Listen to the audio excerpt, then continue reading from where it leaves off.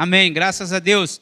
Querido, você de casa aí que quer nos abençoar, quer ajudar esse ministério, o número do Pix para você, 1821 1492 000120. Esse é o Pix da igreja, é quem está lá, mas eu não sei se pega lá, então é para as pessoas que vão ver o vídeo durante a semana. Você que vai ficar aqui, vai ter a palavra agora em nome de Jesus, Deus continuará abundantemente a abençoar a tua vida, em nome. Pode ser com esse aqui? Tá tudo certo? Amém, glórias a Deus, então. Glória a Deus. Fica na paz aí, irmão. Obrigado, pastor, obrigado. Graça e paz, amém? Meus queridos, é um prazer estarmos aqui de novo e é uma alegria, né? Termos presenciado já tudo que presenciamos. Eu acho que se nós conseguimos marcar uma daquelas frases, a primeira que foi colocada ali nesse vídeo maravilhoso que vimos, já valeu, né? Dizia assim: aquele que crê em Deus nunca estará sozinho. Que alegria, que certeza que nós temos, né, meus queridos? Que nós não estamos sozinhos. Jesus fez o que fez, morreu por nós, morreu por cada um de nós para nos dar a salvação, foi ao céu e antes de ir, quando ele estava subindo, ele falou: eu vou estar convosco todos os dias até que ele volte nos buscar, amém? Essa é uma das grandes maravilhas e certeza que nós temos, amém? Meus queridos, nós aprendemos duas coisas maravilhosas nessa manhã, duas coisas tremendas, que muitas vezes a gente realmente ouve, mas muitas vezes deixa passar, né, pastor? Deixa passar, porque tantas e tantas informações que vêm à nossa mente, às nossas vidas, né? Nós precisamos realmente chegarmos diante de Deus com os nossos pecados confessados e as nossas iniquidades também. Essas duas coisas tremendas, infelizmente, nos afastam de Deus, da presença de Deus. Não tem como nós recebermos o que Deus tem de bom para nos dar, se nós estivermos com essas duas coisas ainda em nós, sem ser declarada para o Senhor. Deus só começa a se manifestar à medida que nós cheguemos diante dele, confessemos as nossas culpas, os nossos pecados, as nossas iniquidades, que é aquilo que eu vim aprendendo essa manhã, é aquilo que eu ainda nem pratiquei, mas muitas vezes está lá, maquinando na minha cabeça, por intermédio, às vezes, de mim mesmo, por falta de fé, por falta de estar na presença de Deus, ou muitas vezes até por iniciativa do inimigo, que é o que ele quer mais fazer nas nossas vidas, fazer com que a gente se mantenha afastado cada vez mais da presença de Deus. Mas ainda Deus tem mais uma coisa maravilhosa, que eu sei que ele vai completar nessa manhã maravilhosa. Esse prato ainda não está completo, ele vai ficar completo agora, meus queridos. Com isso que Deus colocou no meu coração, para que nós venhamos aprender nessa manhã o que verdadeiramente nós precisamos fazer e estar, em que ponto, em que nível de espiritualidade nós precisamos estar para recebermos de Deus tudo que ele tem preparado para cada um de nós, amém? Tem um texto que eu quero compartilhar antes de adentrar no texto que realmente a gente vai ministrar, que se encontra em Atos capítulo 3, ele conta para nós ali a cura de um coxo. Todos acharam, amém? Ele conta para nós que Pedro e João tinham o costume de estar sempre indo ao templo para orar. Pedro e João foram aqueles dois que começaram verdadeiramente o ministério do Senhor Jesus depois que Jesus subiu. E Pedro e João, num desses dias, eles estavam chegando ao templo, e quando eles chegaram ao templo, eu não vou ler o texto, eu vou apenas colocar para vocês podem acompanhar ali. Quando eles chegaram no templo, eles encontraram na porta desse templo um coxo, que havia ali já há muitos anos. Ele estava ali pedindo esmola. Era praxe dele, ele ganhava vida através disso, pedindo esmola para quem adentrasse no templo. E Pedro e João, quando estava adentrando no templo, esse coxo veio em direção deles, de Pedro e de João, esperando receber algo também, como era costume de muitos dar. Mas Pedro olhou para ele, fitou os olhos nesse coxo e disse: eu não tenho nem ouro nem prata. O texto está dizendo isso, depois vocês podem lerem nas suas casas. Nós temos que adiantar aqui, porque a minha mensagem hoje tem uns textos meio compridos e eu não quero me delongar, porque eu sei que é a última vez que eu preguei aqui, meio que passei né, pastor? Pedro olhou para esse coxo e disse: eu não tenho ouro e não tenho prata, eu não tenho dinheiro. Talvez, com certeza, esse coxo veio até Pedro esperando receber dinheiro, como ele recebia de alguns outros. Mas o que eu tenho, em nome de Jesus eu te dou. Levanta e anda. Essas foram as palavras de Pedro. Agora eu quero fazer uma pergunta, meus queridos, para nós nessa manhã. O que Pedro de fato tinha com João? O que Pedro deu para esse coxo? O que Pedro tinha? Pode me responder alguém que vocês acham que Pedro tinha, que ele deu para esse coxo ali? Dinheiro não era, prata e ouro também não era. O que ele tinha? Unção. Amém, minha querida. Essa é a palavra que realmente Deus colocou no meu coração para ministrar nessa manhã. Unção. Nós podemos dizer que Pedro tinha poder, Pedro tinha autoridade, Pedro tinha tudo de Deus. Pedro estava com Deus. E foi isso que fez com que aquele coxo levantasse. A história prossegue contando para nós depois que foi uma maravilha o que aconteceu. A partir dessa cura que esse coxo teve, Pedro teve a oportunidade de ministrar a palavra de Deus e fazer com que várias, milhares de pessoas fossem convertidas. Através desse ato maravilhoso. Unção. Essa é a palavra, meus queridos, que eu quero ministrar nessa noite. Quem de nós tem? Como está o nível nosso de unção? Eu quero dizer uma palavra para vocês meio que assustadora a princípio. Vocês sabiam, meus queridos e amados irmãos, igreja, que existe um nível de unção estabelecido por Deus? Eu não vou dizer aqui número, porque a palavra não fala em número, mas existe um nível de unção estabelecido por Deus para que nós possamos alcançar a vida eterna ao lado do Pai.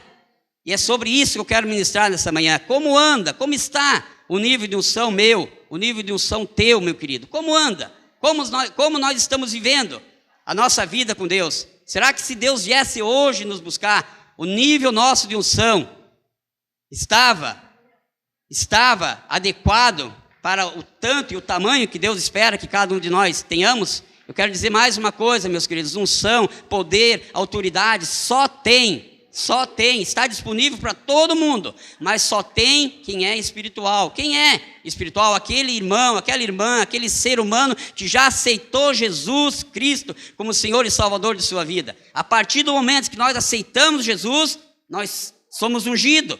Vocês sabiam disso? Nós somos ungidos. Tem gente que pensa que não, tem gente que pensa que é só o pastor que é ungido, é só o líder, é só fulano de tal. Não, todos nós. Jesus foi ungido, meus queridos. Jesus, antes de começar o ministério dele, ele foi ungido também. Ele foi ungido. E vamos ler esse versículo para nós ficarmos bem inteirados nesse assunto. Jesus foi ungido.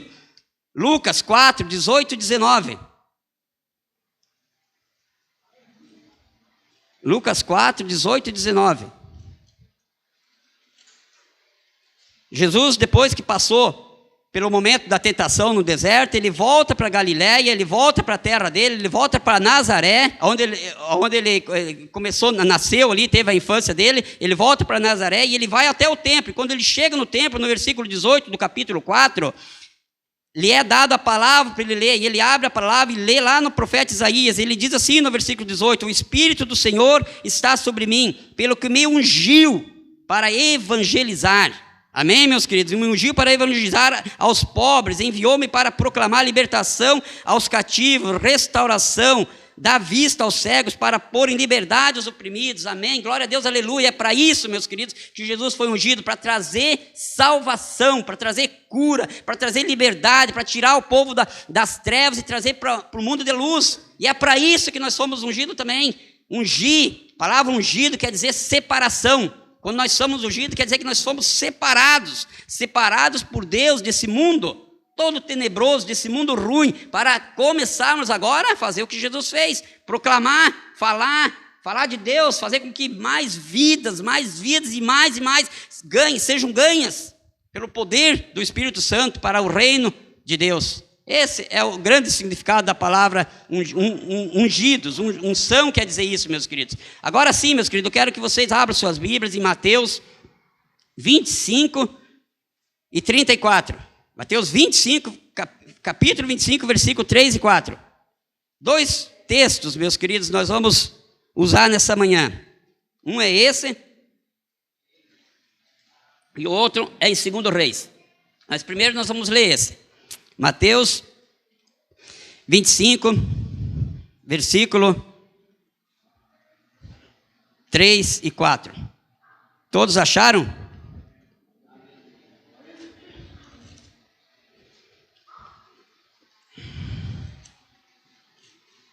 Mateus 25, 3 e 4.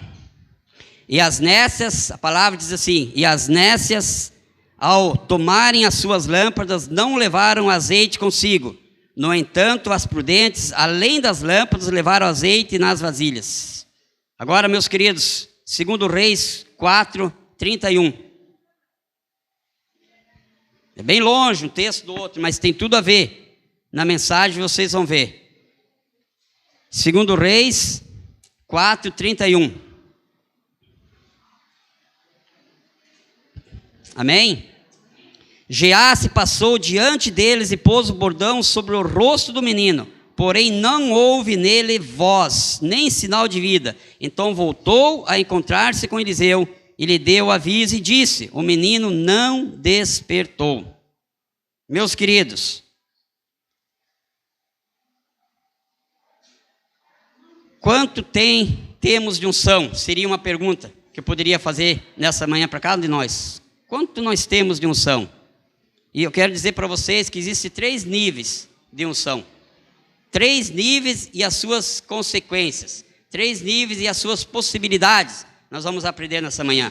Primeiro nível, meus queridos, que pode existir de unção na vida de uma pessoa é nada. A pessoa não tem nada de unção. Quem é esse que não tem nada? Uma pessoa espiritual, como eu falei, toda ela recebe. Quando aceita Jesus, unção, poder, autoridade, para ser um ministro de Deus nesse mundo. A palavra diz isso, nós acabamos de ler. Mas é possível existir uma pessoa que recebeu isso e dali a pouco não ter nada? É possível sim, meus queridos. A palavra de Deus conta para nós. Eu não vou poder ler, como falei para vocês, nesse texto de 2 Reis. 2 Reis, a partir do capítulo 4, 5 e 6. Esses 3 capítulos, leiam em casa, meus queridos, depois. Eu vou ter que pincelar somente aqui, mas eu estou tomando essa liberdade de pedir para que vocês leiam em casa, porque eu ouvi do pastor aqui domingo, ele também ministrou num texto comprido, e ele pediu também que nós possamos ler em casa, porque não dá tempo aqui da gente ler tudo. Se fosse ler todas essas histórias aqui, nós íamos até meio-dia, mais ou menos. Então não é possível, mas eu vou pincelar o que eu puder, e eu quero crer que em nome de Jesus, muitos de vocês já conhecem essas 3 histórias, vocês já conhecem a vida de Eliseu. Eliseu era um profeta, foi um profeta tremendo, maravilhoso, através do Espírito Santo, ele operou maravilhas, ele fez coisas tremendas, ele fez coisas incríveis, e ele tinha com ele, como todo o profeta tinha, como todo pastor nos dias de hoje também tem um líder de confiança, uma pessoa a quem ele delega autoridade, embora a gente queira e seja desejo nosso delegar isso a todos, né, pastor? Mas sempre tem aqueles que caminham junto, que estão do lado. Eliseu tinha, e o nome desse servo, desse homem que andava sempre com Eliseu, se chamava Geazi, e ele viveu durante todo o tempo do ministério de Eliseu junto. Ele presenciou maravilhas, coisas incríveis, meus queridos amados irmãos, coisas incríveis, mas ele era um homem sem unção. E por que eu digo isso para vocês, que ele era um homem sem unção, meus queridos? Porque se nós formos ler, eu quero que vocês me acompanhem agora, só umas pinceladas vou dar nesse texto, capítulo 6 de 2 Reis, notem lá o que acontece nessa cena. 2 Reis, capítulo 6,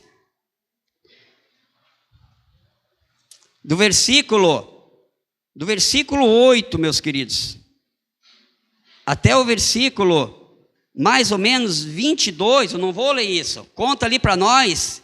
Eliseu, o povo da Síria estava guerreando, estava planejando guerrear contra o povo de Israel. Eliseu era profeta em Israel. E o rei da Síria convocou os conselhos dele, convocou a turma de confiança dele e planejou: em tal lugar nós vamos nos acampar e nós vamos esperar lá para pegar o povo de Israel. Só que Eliseu era um homem de muita oração. Eliseu tinha um contato tremendo com Deus, e no meio a esse momento de intimidade que ele tinha com Deus, Deus revelou para ele que o rei da Síria estava planejando isso. O rei da Síria estava planejando isso. E o povo, e eles foram para lá, o povo da Síria, com várias vezes, e cada vez que eles iam lá, acontecia que já estava lá o povo de Deus, e eles não conseguiam vencer. O rei da Síria ficou indignado, ele chamou de novo o conselho e perguntou: tem alguém aqui entre nós que é contra mim? Tem aqui entre nós que está contando para o povo de Israel? Vocês estão entendendo? Está contando, não é normal, isso não pode acontecer, como que eles vão saber? Impressionante. Aí um dos chefes do rei da Síria se levantou e disse: não é isso, o que está acontecendo aqui, entre nós, somos todos a favor do rei, mas o que está acontecendo é que lá em Israel tem um profeta, e esse profeta, Deus, o Deus dele, faz ele saber tudo o que o Senhor, rei da Síria, faz, planeja, lá na cama, quando você está dormindo, tudo os teus pensamentos, esse profeta faz.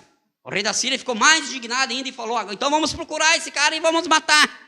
Vamos matar. Daí descobriram onde que ele estava num local mais distante, ele preparou todo o exército dele da Síria e foi até aquele lugar. Preste bem atenção, qual é a atitude de uma pessoa, de um crente, quando não tem unção, quando não tem poder, quando não tem intimidade com Deus. Ele preparou todo o exército e foi até lá. Chegou, ficou esperando lá durante a noite, o povo de Israel. Ele ia pegar, porque o povo de Israel estava ali, não sabendo talvez daquilo ali. Para esse homem que não tinha unção. Por quê? Porque quando ele levantou de manhã, esse Geazi, a primeira coisa que ele viu foi lá em cima, no alto morro, todo o exército da Síria, pronto para atacar Israel. Ele ficou doido, ele gritou para Eliseu: Senhor, Senhor, estamos perdidos, o que vamos fazer? O povo da Síria está aí para nos pegar. Eliseu olhou para ele e falou: calma, calma, porque maior são os que estão conosco aqui do que tudo aquilo que você está vendo lá. E orou imediatamente. Eliseu orou, sabe qual foi a oração deles, meus queridos? Ele pediu para Deus: Deus, tira a cegueira espiritual desse meu irmão, desse que está aqui, porque ele não consegue ver as coisas espirituais, ele está vendo somente as coisas materiais. Por isso que eu digo, meus queridos, um crente sem unção, um crente sem poder, um crente sem intimidade com Deus, é esse homem aqui. É uma pessoa que estava ali junto, direto, andando, caminhando, vários anos já com Eliseu. Estava andando à margem daquele homem, vendo, observando todos os grandes feitos, a maneira como Deus se relacionava com Eliseu. Mas ele não estava apenas usufruindo, talvez, das vantagens que o profeta levava.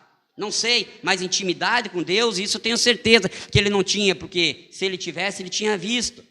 Porque Deus garante para nós que quando nós estamos firmes, constante, andando, navegando no mesmo nível que Deus quer que nós naveguemos, nós vamos olhar para as coisas, para os problemas, vamos olhar, mas vamos olhar além deles, porque nós sabemos que o Deus que nós servimos é muito maior. Amém? Esse é o primeiro nível, meus queridos, sem unção, mas ainda tem mais. Além de não ter visão espiritual, esse homem também, esse Geazi, tinha visão carnal. Capítulo 5, do versículo 20. Do versículo 20 até o versículo mais ou menos 27, eu não vou ler. Conta para nós ali sobre a história de Naamã. Todos nós, eu quero crer, conhecemos, já ouvimos falar sobre a história de Naamã. Um comandante de guerra, muito tremendo, que tinha alto poder, era conhecidíssimo, mas o problema dele é que ele tinha lepra. E numa dessas feitas eles levaram consigo o povo de Israel cativo e foi uma menina junto, uma menina que conhecia. Eu quero parar para observar um ponto muito incrível nesse ponto. Uma menina, a palavra aqui não diz quantos anos ela tinha, mas era uma menina, talvez 10, 11 anos, mais que isso não. Mas era uma menina atenta às coisas, uma menina que observava, uma menina que estava cuidando das coisas importantes, e ela sabia que na terra dela tinha esse Eliseu, que tinha esse homem poderoso, esse homem que tinha intimidade com Deus e que fazia proezas através do Espírito Santo. E ela falou para a empregada, para a patroa dela, numa das conversas: se meu patrão, que era o esposo dela, que tinha lepra, pudesse conhecer esse profeta que está lá em Israel. A esposa contou para o patrão, e o patrão foi até o rei, pediu autoridade para que ele fosse até Israel falar com esse homem. O rei de imediato separou um monte de ouro, prata, em outras palavras, o rei separou dinheiro, coisas para poder comprar, e mandou ele lá, e mandou uma carta junto, dizendo para o rei de Israel: faça isso que está aqui, eu estou mandando esse servo aqui, esse homem aqui que é valoroso para mim, preste atenção, meus queridos, para que ele seja curado. O rei de Israel ficou indignado: onde que já se viu? Ele pensa que eu sou Deus para fazer tal coisa? Ele deve estar planejando alguma coisa para querer guerrear de novo, porque naquela época era sempre assim que acontecia, o povo não vivia em paz, sempre em guerra. Mas quando o Eliseu ouviu isso do rei de Israel, ele falou, não, deixa que ele venha, deixa que ele venha. Aí o rei de Israel permitiu, trouxeram Naamã. Quando Naamã chega até Eliseu, vocês conhecem a história, Eliseu pede para que ele vá até um determinado rio, mergulha ali 7 vezes, o Naamã ficou indignado, não quis obedecer, estava voltando para casa, os amigos deles o convenceram a voltar, ele volta, obedece, vai lá, mergulha e é curado. Quando ele é curado, todo o exército da Síria, e ele mesmo chega para Eliseu e oferece dinheiro, oferece aqueles dinheiro que o rei da Síria tinha dado para ele. Quanto tu quer? Que pegue de presente. Eliseu, longe de mim fazer tal coisa, não quero nada.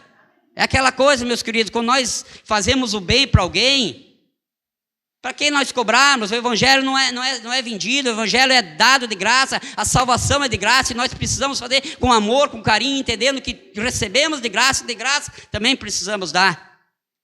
Eliseu não pega, só que Naamã, esse homem que eu falo para vocês, que não tinha unção, que não tinha autoridade, que não tinha nada, era apenas uma aquém ali, à margem de um homem de Deus, achava que ele não aceitou aquilo ali. Quando Eliseu se distancia um pouco, ele pega e volta, vai atrás do povo da Síria, inventa uma mentira mais deslavada ainda, inventa de que um amigo de Eliseu chegou, e agora Eliseu manda que ele pegue um pouco daqueles bens. O povo da Síria, Naamã dá, libera para ele volta para casa, esconde esse produto. Que história mais danada, que história mais incrível, que história mais triste para uma pessoa que se dizia, ou pelo menos aparentava ser uma pessoa espiritual. Mentiu, e imediatamente depois Eliseu descobre essa mentira tão grande, e ele acaba recebendo o castigo que talvez, com certeza, merecia. A lepra de Naamã passa para ele, e ele termina os dias dele leproso. Carnalidade, uma pessoa que não tem visão espiritual, ela acaba tendo uma visão carnal, olha somente para as coisas daqui. A vida dela gira em torno das coisas aqui da terra. E essas coisas nós sabemos, meu querido, tudo vai passar, isso é tudo passageiro. Claro que é bom nós adquirirmos coisas, é bom nós morarmos num lugar bom, numa casa boa, termos um carro bom, mas tudo isso vai passar. O interessante é nós agradecermos a Deus pelo que nós temos. Eu sempre falo para minha esposa, eu louvo a Deus. Eu não tenho uma casa própria, até hoje, já estou com 54 anos. Não consegui uma casa própria minha. Eu tenho uma casa minha, mas é no terreno do meu pai, que já é falecido, da minha mãe. Ainda vou passar, com certeza, um processo de herança lá, que é dor de cabeça. Geralmente, quando fala em herança, é dor de cabeça, é preocupação. Mas Deus sabe de todas as coisas. Mas nem por isso, meus queridos, eu louvo e agradeço a Deus pelo que eu tenho. É pouco, mas é muito, é o suficiente para mim viver. Esse é o grande significado das coisas, meus queridos. Nós precisamos ter um coração agradecido. Tem um rapaz que trabalha comigo faz 10 anos, eu não quero aqui falar de mal dele, mas para que isso sirva de motivação para nós sermos o contrário. É um sacrifício. Eu uso brincar às vezes com as pessoas que eu converso com relação a isso. É um sacrifício para mim aguentar ele todo dia, porque ele entra dentro do meu carro já murmurando, o dia inteiro murmurando. E ele é um cristão também, ele é de uma determinada igreja aí, mas nada para ele está bom. Se nós ficamos um dia sem serviço, ele reclama. Se nós temos serviço uma semana inteira sem parar, também reclama, porque é muito doloroso, é muito pesado. Nós precisamos ter um coração agradecido. Nosso coração não pode ser carnal, as coisas aqui vão ficar. Nós precisamos olhar para as coisas lá de cima, amém? Em nome de Jesus. E ainda tem a pior coisa de tudo é essa, meus queridos, agora. A pior coisa de tudo é essa na vida desse homem sem unção. Segundo Reis 4, do 8 ao 37, eu não vou ler. Eu vou simplificar a história assim como eu tenho feito até agora. Conta para nós a história de Eliseu e a sunamita. Eliseu vivia as suas caminhadas, ele ia até determinada cidade, numa, noutra, sempre ministrando, falando coisas boas do Senhor, operando milagres, essas coisas. E numa dessas idas dele até Sunem, ele conhece uma mulher muito rica. E essa mulher muito rica, ouvindo já falar a história de Eliseu, tudo, ela se compadece desse homem, ela ela gosta muito dele, e ela, por ser muito rica, ela diz para o esposo dela: esse homem é um homem de Deus, um homem bom, vamos aproveitar o espaço que nós temos aqui, vamos fazer um quarto para ele, para que quando ele venha para cá ministrar, trazer a palavra de Deus, para que ele possa ficar bem acomodado. E ela faz esse quarto para ele. Lá nesse quarto ela coloca uma cama, coloca uma escrivania, a palavra de Deus fala todos esses detalhes, coloca um candeeiro, e ele fica lá super bem acomodado naquele lugar.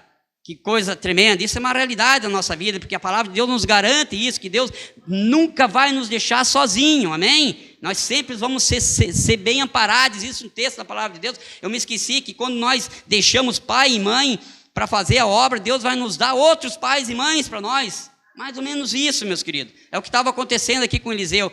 E Eliseu, em todo o seu amor e carinho, um dia ele chega para esse sujeito aqui chamado Geazi, esse homem que é o vilão da história nossa aqui hoje, e diz para ele: o que nós poderíamos fazer para essa mulher, para retribuir essa generosidade dela de preparar esse quarto para mim, para nós, que ele estava junto também.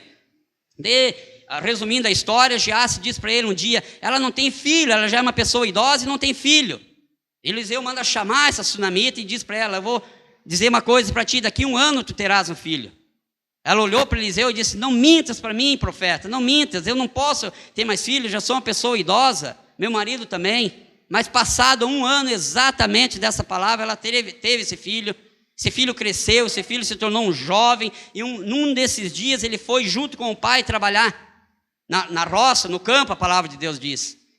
E perto do meio-dia, mais ou menos, começou uma dor de cabeça muito forte desse menino. O pai dele manda que ele volte para casa, e eles levam ele para casa, a mãe dele pega ele no colo, fica com ele ali, dá algum remédio, algum chá, talvez alguma coisa, mas nada disso adianta, ele vem a morrer nos braços dela. Essa mulher fica indignada, ela fica... E vai para o marido dela e pede para que ele prepare o jumento, porque ela quer ir até onde Eliseu está, tirar satisfação. Quando ela está chegando longe, já Eliseu vê ela de longe.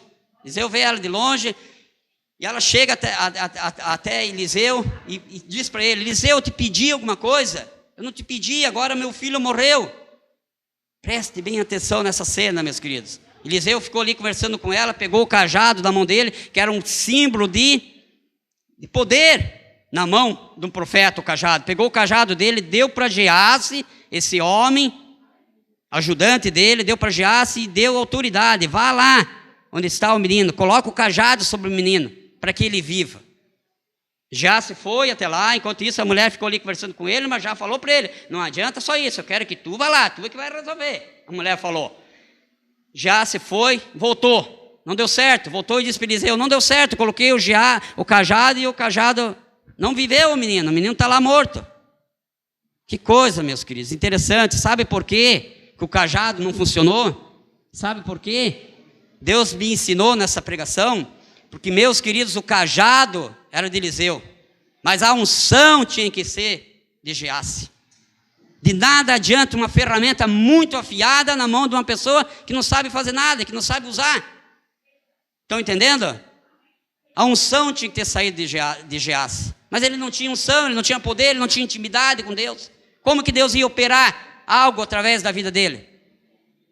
Aí, resumindo a história, ele pegou o cajado, voltou lá, Eliseu, o menino viveu, terminou tudo bem, mas o moral da história aqui, o que realmente nós precisamos aprender nessa manhã é isso que eu falei para vocês. Nós também fomos delegados a ter unção. Nós temos unção. Agora, como está o teu nível de unção, como está o meu nível de unção, isso depende de mim, da minha busca, do meu envolvimento com as coisas de Deus.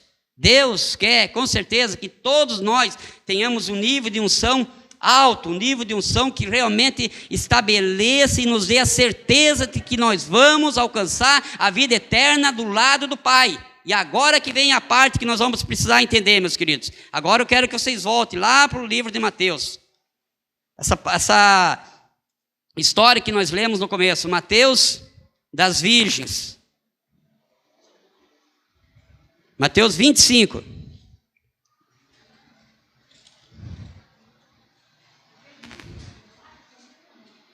A parábola das virgens. Esse é o ponto da palavra para nós terminarmos essa mensagem. A parábola das virgens.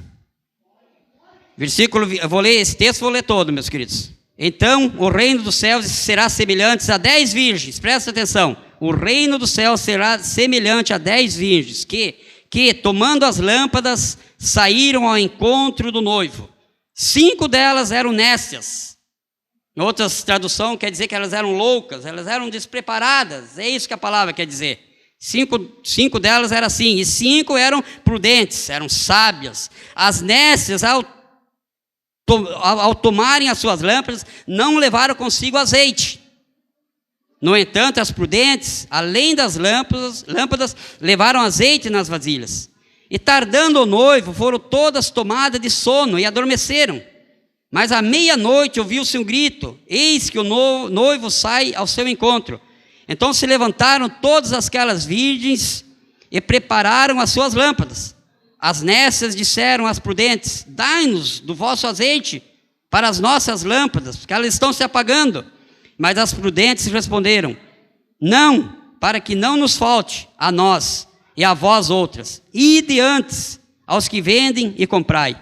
E saindo elas para comprar, chegou o noivo, e as que estavam apercebidas entraram com ele para as bodas, e fechou-se as portas. Mais tarde, versículo 11, mais tarde chegaram as virgens nécias, clamando: Senhor, Senhor, abre-nos a porta. Mas ele respondeu: em verdade vos digo que não vos conheço.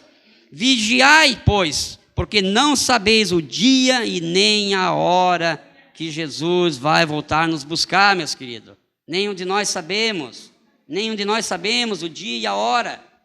Por isso, meus queridos, nós precisamos estar preparados. Por isso o nível de unção, de intimidade, de temor a Deus, de fé. Por isso que Jesus indagou aquela vez, aquela pergunta: quando eu voltar, será que eu ainda vou achar fé nessa terra?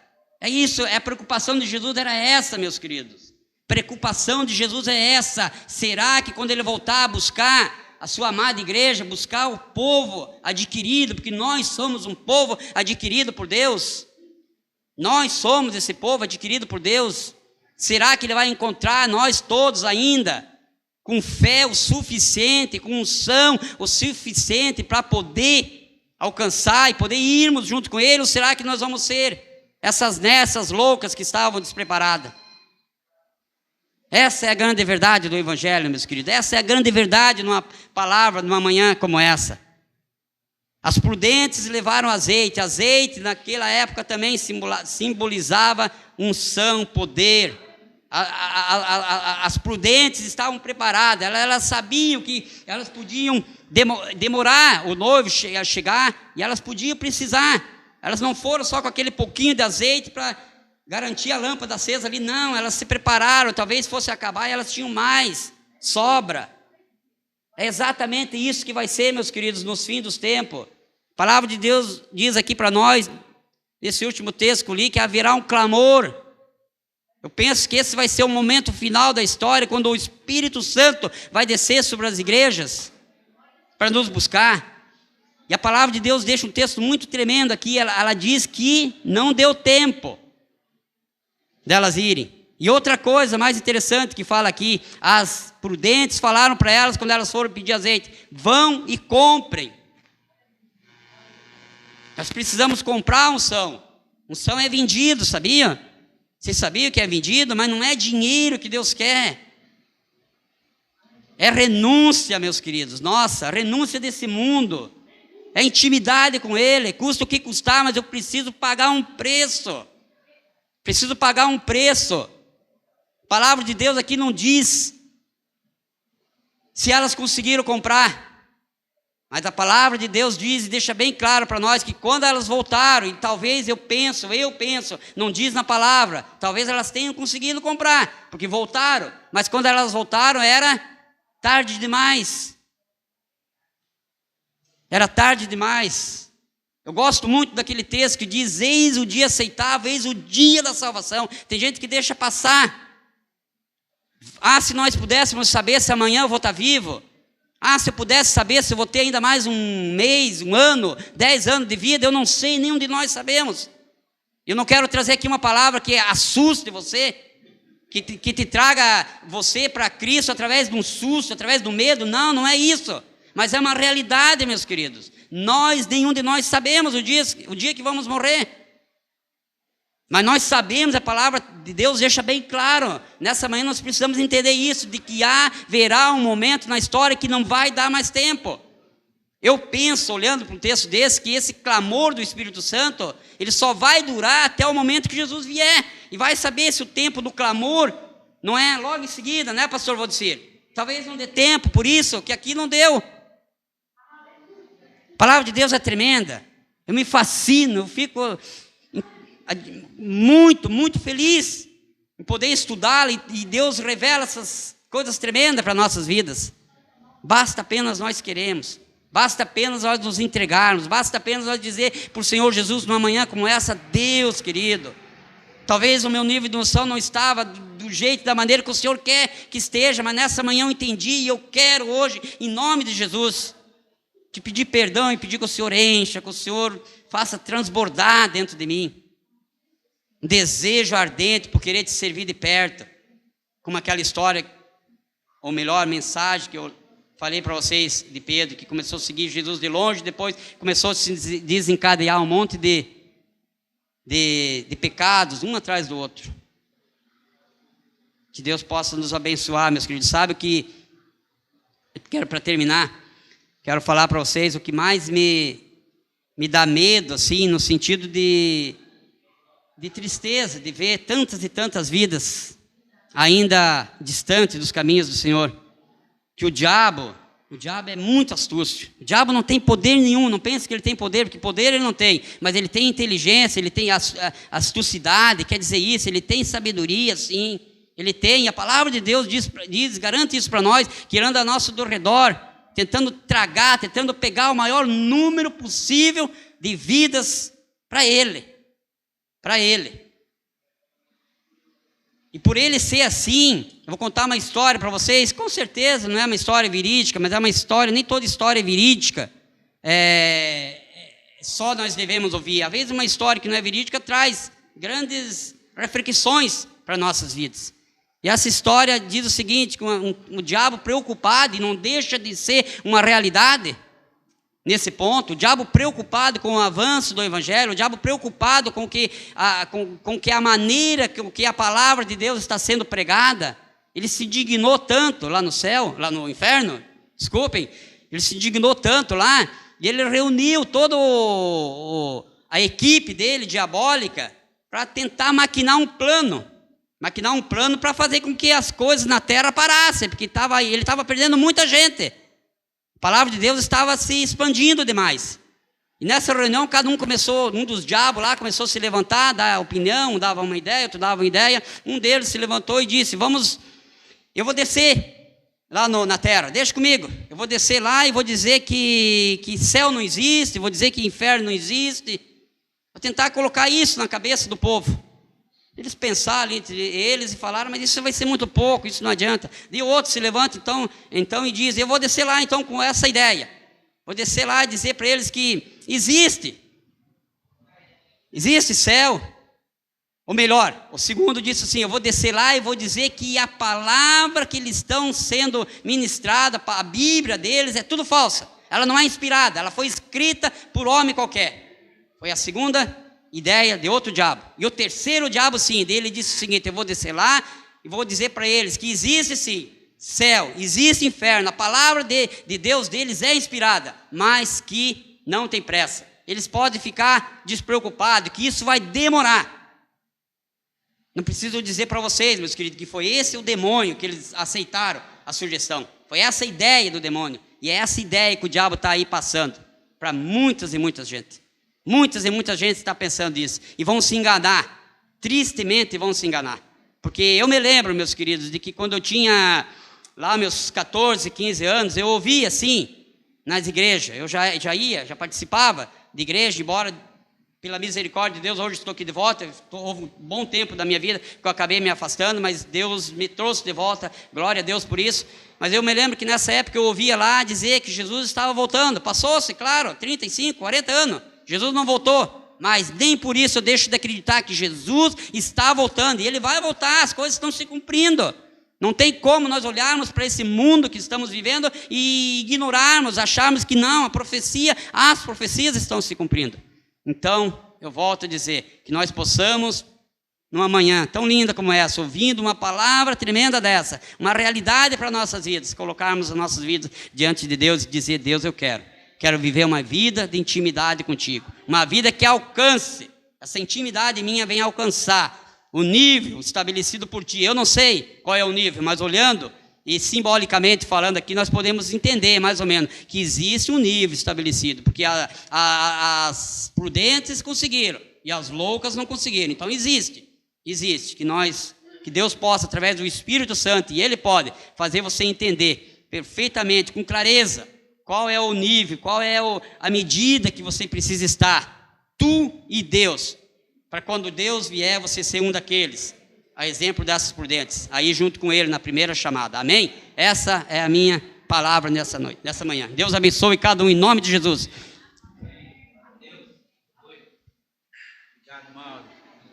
Vou pedir para você ficar de pé agora em nome de Jesus. Pedir o pessoal botar um som para nós ali. Aleluia. Glória a Deus. Qual é o nível de intimidade com Deus que você está? Qual é o nível que você está desfrutando agora? Se alguém te pedisse algo na rua, o que você diria para a pessoa? Será que a gente diria: o que eu tenho eu te dou? Você tem algo especial, querido. Você tem algo tremendo dentro de você. O próprio Deus habita em você. Então compartilhe esse Deus com as pessoas. É isso que o mundo precisa, é isso que as pessoas precisam. As pessoas não precisam de ouro ou de prata. Isso passa. Mas as pessoas precisam urgentemente de Deus. Somente Deus pode fazer a diferença. E você tem Deus. Deus mora dentro de você. Deus habita dentro de você. Que você possa compartilhar isso. Que a gente possa compartilhar isso. Feche teus olhos agora. Coloque a mão sobre teu coração. Eu quero pedir nessa manhã que, através da misericórdia de Deus, a unção do Espírito possa ser derramada entre nós. A unção do Espírito possa ser derramada na tua vida nessa manhã. Possa ser derramada na minha vida nessa manhã.